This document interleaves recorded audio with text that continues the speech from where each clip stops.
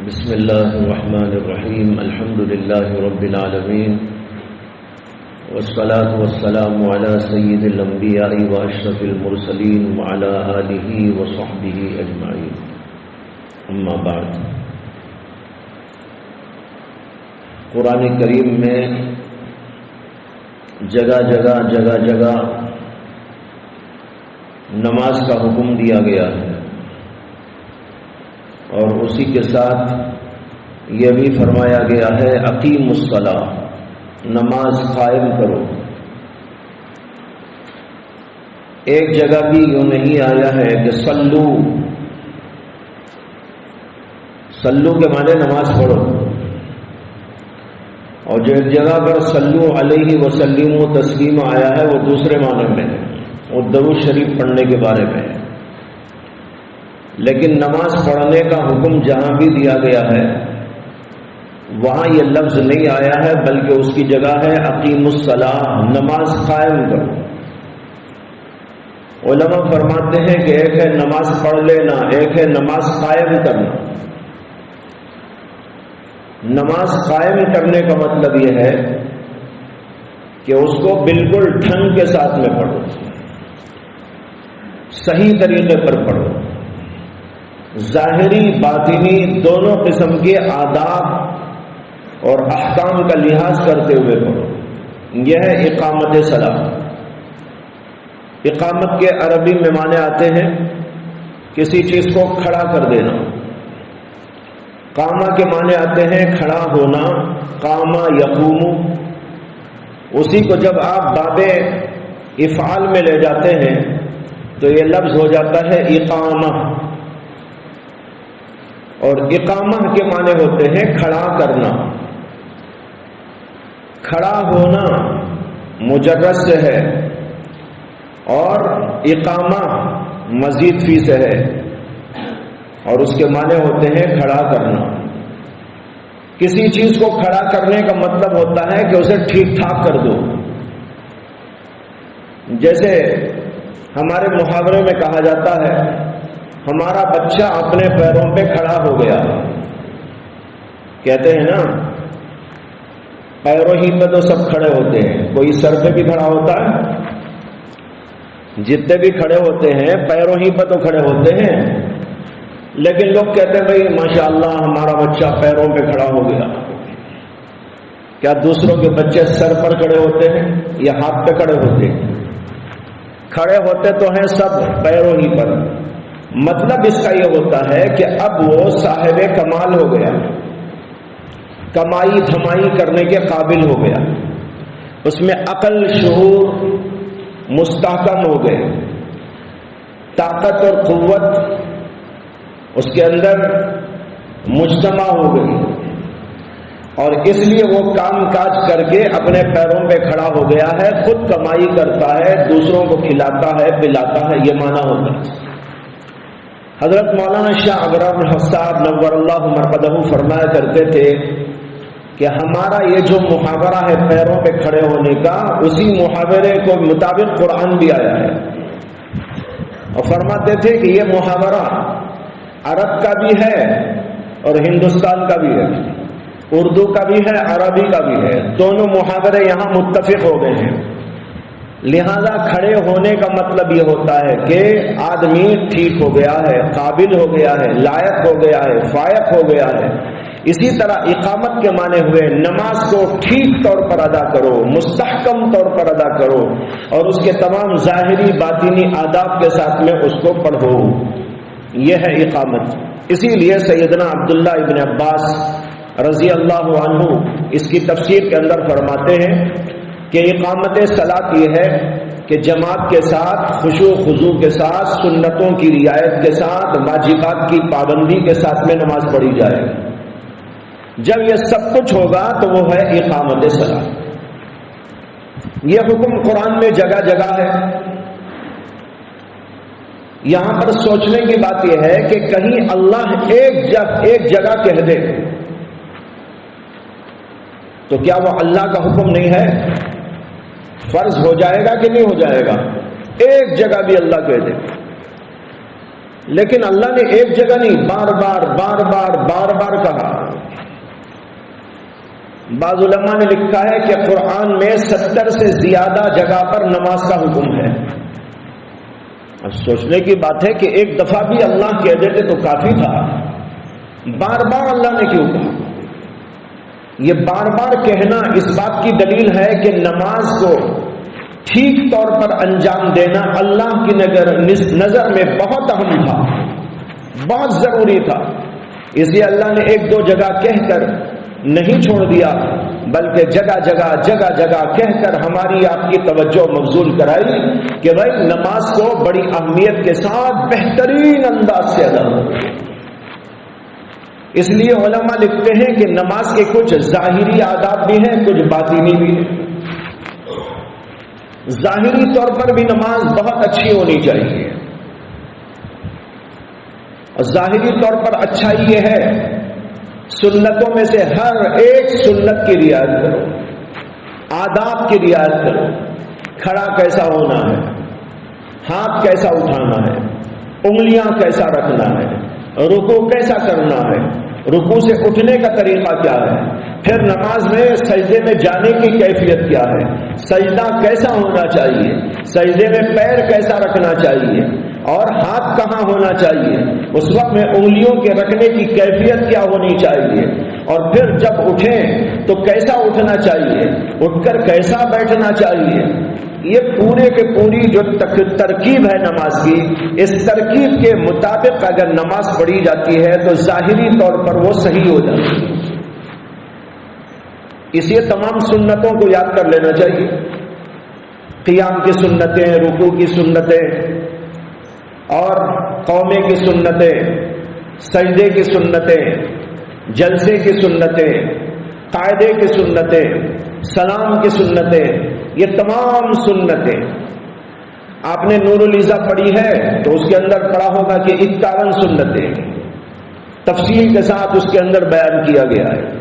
اسلامی اسباق کے اندر بھی وہ سب وہاں لکھے ہوئے موجود ہیں۔ ان تمام کی تمام سنتوں کو اچھی طرح ذہن میں بٹھانا اور پھر اس کے بعد اسی کے مطابق نماز پڑھنے کی کوشش کرنا چاہیے۔ حتیٰ کہ جو ہم چھوٹی چھوٹی سنتیں سمجھتے ہیں یہ بھی بہت اہم سنتیں ہیں۔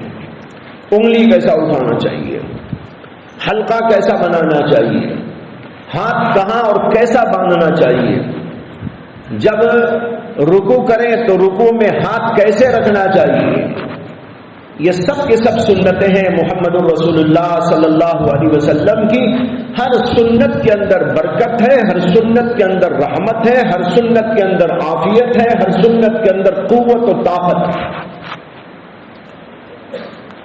ان سنتوں کے ساتھ نماز پڑھی جائے گی تو قبولیت ارجا ہے، یعنی زیادہ امید ہے کہ اللہ تعالی ہماری نماز کو قبول کر لے۔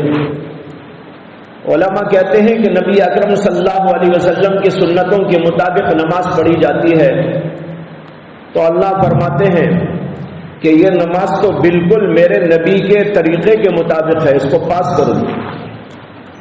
اور اگر اس کے مطابق نہیں ہوتی تو اللہ کہتے ہیں کہ اس کے مطابق نہیں ہے، اس کو ریجیکٹ کرو۔ اس لیے نماز کو قبولیت والی بنانے کے لیے سنتوں کی رعایت ہونی چاہیے۔ اب یہاں جو طلبہ ہیں بہت سارے نئے بھی ہیں، بہت سارے پرانے بھی ہیں، بعض طلبہ چھوٹے بھی ہیں، اس لیے بعض دفعہ دیکھنے میں یہ آتا ہے کہ نماز پڑھنے میں ان باتوں کی رعایت وہ نہیں کر رہے ہیں جیسی کرنی چاہیے۔ جب ویسی نہیں ہوگی نماز تو قبول کیسے ہوگی؟ ایک تو یہ ظاہری سنتیں، اور دوسرے کچھ باطنی آداب بھی ہیں نماز کے۔ اخلاص ہونا چاہیے، یعنی صرف اللہ کے لیے نماز اور کسی کے لیے نہیں۔ خشوع ہونا چاہیے، یعنی نماز میں کھڑے ہو کر دنیا بھر کا گشت نہیں کرنا چاہیے، بلکہ نماز میں کھڑے ہو کر نماز ہی میں رہنا بھی چاہیے۔ بہت سارے لوگ نماز میں کھڑے ہیں لیکن دنیا بھر کا گشت کر رہے ہیں. گھر میں کیا ہے، دکان میں کیا ہے، بازار میں کیا ہے، پارک میں کیا ہے، وہاں گھوم رہے ہیں. ایک بزرگ کہتے ہیں کہ میں کعبۃ اللہ گیا. کعبۃ اللہ میں طواف کرتے کرتے ایک آدمی کو دیکھا کہ وہ کعبۃ اللہ کی چوکھٹ پر ملتزم پر لگا ہوا ہے، چمٹا ہوا ہے اور اللہ سے دعا کر رہا ہے، اے اللہ میرا یہ کام فرما دیجئے، میری یہ بات پوری فرما دیجئے، میرا یہ کام نمٹا دیجئے. وہ بزرگ کہتے ہیں میں نے اس کے دل میں دیکھا، زبان سے تو یہ الفاظ جاری ہیں لیکن اس کا دل دنیا بھر میں گھوم رہا. اللہ کے ولیوں میں سے بہت سے اللہ کے ولی وہ ہوتے ہیں جن کو اللہ تبارک و تعالی دل کے بھیدوں پر واقف کرا دیتے ہیں، دل کے اندر کے راز ان کے سامنے فاش کر دیتے ہیں. اس کو کشف القلوب کہا جاتا ہے. کشف القلوب یعنی دل کے اندر کی بات ظاہر ہو گئی. جیسے کہتے ہیں کہ ایک دفعہ حضرت جنید بغدادی رحمت اللہ علیہ کی خدمت میں ایک شخص آیا تھا. وہ عیسائی آدمی تھا اور پادری بھی تھا. اس نے کہیں یہ حدیث سن لی یا پڑھ لی کہ نبی اکرم صلی اللہ علیہ وسلم نے ارشاد فرمایا اتقوا فراست المؤمن فإنه ينظر بنور اللہ. مومن کی فراست سے بچ کے رہنا کیونکہ وہ اللہ کے نور سے دیکھتا ہے. مومن کی فراست سے بچ کے رہنا کیونکہ وہ اللہ کے نور سے دیکھتا ہے. اس کی آنکھوں میں اللہ کا نور ہوتا ہے، اس کے دل میں اللہ کا نور ہوتا ہے. اب وہ اللہ کے نور سے دیکھتا ہے، دل کے اندر کی چیزیں بھی معلوم ہو جاتی ہیں. یہ کہیں سے پڑھ لیا اس نے لیکن اس کی سمجھ میں نہیں آئی بات.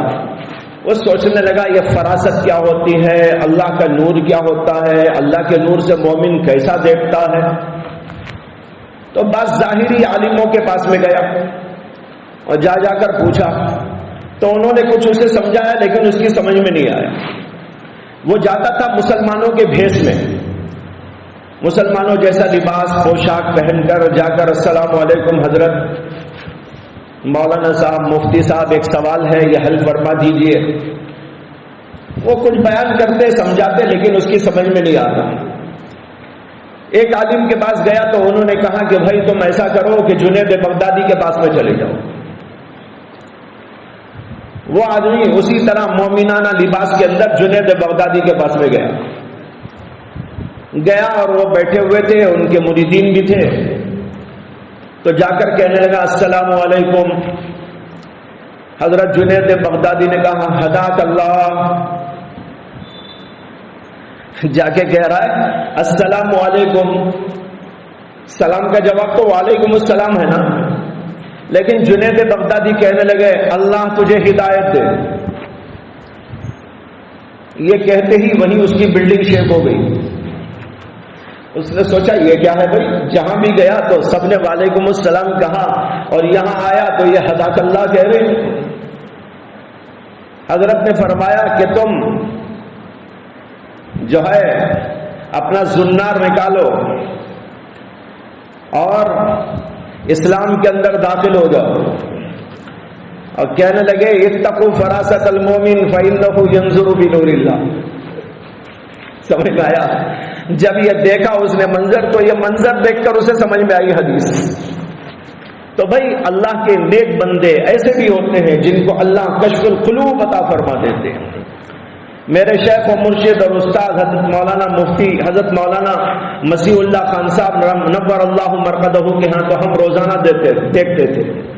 روزانہ ہو رہا ہے، ہر آدمی کے ساتھ میں ہو رہا ہے. صبح میں، شام میں، دوپہر میں، جب جب جاؤ یہی منظر دیکھنے میں آ رہا ہے. لوگ آ رہے ہیں اور حضرت کی زبان سے وہی نکل رہا ہے جو ان کا مقصد ہے، وہی بات فرما رہے ہیں جو ان کو کہنا چاہیے. اس طرح روزانہ دیکھا جاتا ہے. تو بہرحال میں یہ کہہ رہا تھا، کیا بول رہا تھا، بات نکل گئی. ہاں ہاں چمٹ کے دعا کر رہا تھا ایک آدمی، کعبۃ اللہ کو چمٹ کے دعا کر رہا تھا منتظم پر. ایک بزرگ کہتے ہیں میں وہاں سے گزرا، میں نے اس کے دل میں جو دیکھا تو یوں لگا کہ اس کا دل تو دنیا بھر میں گشت کر رہا ہے، یہاں اس کا دل نہیں. کعبے میں خود موجود ہے، یعنی اس کا جسم موجود ہے، لیکن اس کا ذہن اور اس کا دل دوسری جگہ پر ہے. کتنی بڑی محرومی کی بات ہے. وہ بزرگ کہتے ہیں کہ پھر مجھے جانا تھا بازار، میں آگے نکلا، بازار کی طرف گشت کرتے ہوئے جا رہا تھا تو ایک جگہ پر ایک بہت بڑی دکان نظر آئی عطر فروش کی. وہاں ایک صاحب بیٹھے ہوئے تھے، لوگ ہجوم کر کے کھڑے ہوئے تھے عطر خریدنے کے لیے ان کی دکان پر، اور ان کے خدام دعائے عطر لا رہے ہیں، دکھا رہے ہیں، یہ بھی ان کو دکھا رہے ہیں، بول رہے ہیں، سمجھا رہے ہیں. کہتے ہیں کہ میں نے ان کے دل میں جو جھانکا تو یوں نظر آیا کہ وہ اپنے ہاتھ سے اور جسم سے دکان میں ہیں، لوگوں کو عطر دکھا رہے ہیں، فروخت کر رہے ہیں، روپیہ پیسہ اپنے ہاتھ میں لے رہے ہیں، لیکن ان کا پورا دل اللہ کی طرف متوجہ. ایک آدمی بازار میں ہے لیکن دل اللہ میں ہے، ایک آدمی کعبۃ اللہ میں ہے، دل دنیا میں ہے. تو ہمیں ایسی نماز پڑھنی چاہیے کہ اس نماز میں ہمارا دل اللہ کی طرف متوجہ ہو. حدیث میں آتا ہے کہ اللہ کے نبی علیہ السلام نے فرمایا الاحسان ان تعبد اللہ کأنک تراہ. احسان یہ ہے، یعنی بہترین انداز سے عبادت کرنے کا طریقہ یہ ہے کہ تم اللہ کی عبادت اس طرح کرو گویا کہ تم اللہ کو دیکھ رہے ہو. فَإِن لَّمْ تَكُن تَرَاهُ فَإِنَّهُ يَرَاكَ. اور اگر ایسا نہیں کر سکتے تو یہ خیال کرو کہ اللہ تم کو دیکھ رہا ہے. تو جب آدمی یہ اس طرح نماز پڑھے گا خشوع کے ساتھ، خضوع کے ساتھ، اللہ کو حاضر ناظر جان کر، تو اس کے نماز کی کیفیت ہی کچھ اور. تو ایک ہے اخلاص اور ایک ہے خشوع اور خضوع، اور اس کے ساتھ یہ ظاہری آداب اور سنتوں کی رعایت. جب اس طریقے پر نماز پڑھے گا وہ نماز بڑی شاندار ہوگی، بڑی جاندار ہوگی، اور اللہ کے نزدیک قابل اعتبار اور لائق قبول ہوگی. یہ بات اس لیے عرض کی ہے کہ آپ لوگوں کو بھی نماز کی مشق کرنی چاہیے.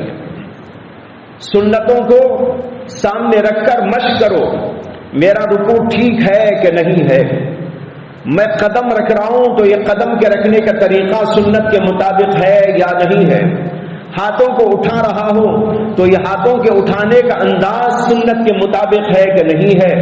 جب اس طریقے پر ایک ایک چیز اپنی نماز کے اندر داخل ہو جائے گی، نماز شاندار و جاندار ہو. ہم مدرسے میں رہتے ہوئے اگر ہماری نماز صحیح نہیں ہوئی تو اس کا مطلب ہے کہ کچھ بھی نہیں حاصل ہوا، ہے نا. نماز تو اہم العبادات ہے، تمام عبادات کی جان اور مغز ہے. اگر یہ عبادت ہماری ٹھیک نہ ہوئی تو پھر آخر ٹھیک ہی کیا ہوا. اس لیے اس کا بہت اہتمام کرنا چاہیے. میں کل انشاءاللہ یہاں پر کھڑا کر کے پہلے بھی کرتے تھے تو کچھ چیزیں آپ کو بتا دیں گے کہ کیسا کھڑا ہونا. جس کی ٹھیک ہے نماز الحمدللہ، جس کی ٹھیک نہیں ہے وہ ٹھیک کرے اور سیکھنے کی کوشش کرے اور اس کے مطابق نماز پڑھنے کی کوشش کرے. اللہ تعالی ہم سب کو سنت کے مطابق اور نماز کا حق ادا کرتے ہوئے نماز ادا کرنے کی توفیق عطا فرمائے. وآخر دعوانا الحمدللہ رب العالمین.